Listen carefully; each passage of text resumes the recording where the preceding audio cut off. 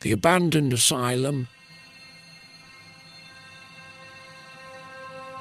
The old asylum had been abandoned for years, but it was still one of the most notorious and mysterious buildings in the town. No one knew for sure what had happened inside its walls, but rumours of patient mistreatment and unspeakable horrors had circulated for decades.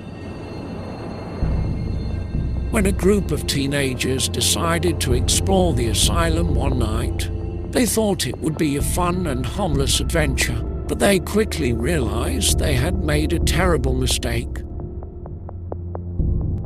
As soon as they entered the asylum, they were overwhelmed by a feeling of dread. The air was thick with the stench of decay and the sound of creaking floorboards. It was as if the building itself was alive and breathing, and it didn't want them there. The group tried to stay together, but the darkness and the maze-like corridors made it difficult. As they explored deeper into the asylum, they began to see things that couldn't be explained. Strange symbols etched into the walls, blood stains, and the occasional rusted instrument that could only be from a time when treatment of mental illness was barbaric.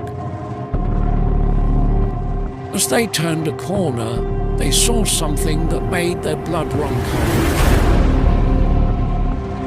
In the middle of the hallway, there was a figure hunched over, its face obscured by long, stringy hair. It was making a soft, guttural sound, and the group could see that its fingers were bent and twisted in strange ways. They tried to back away, but the figure suddenly stood up and turned around, revealing a face that was twisted and contorted in agony. It had deep, blackened eyes that seemed to be staring directly into their souls. The group screamed and ran, desperate to get out of the asylum as fast as they could, but the building had other plans. The doors and windows that had been opened just moments before were now sealed shut, trapping them inside. They continued to run, their footsteps echoing through the empty halls. The sound of the figures breathing seemed to follow them, getting louder and more intense with each passing moment. Finally, they stumbled upon a room that seemed to offer some hope.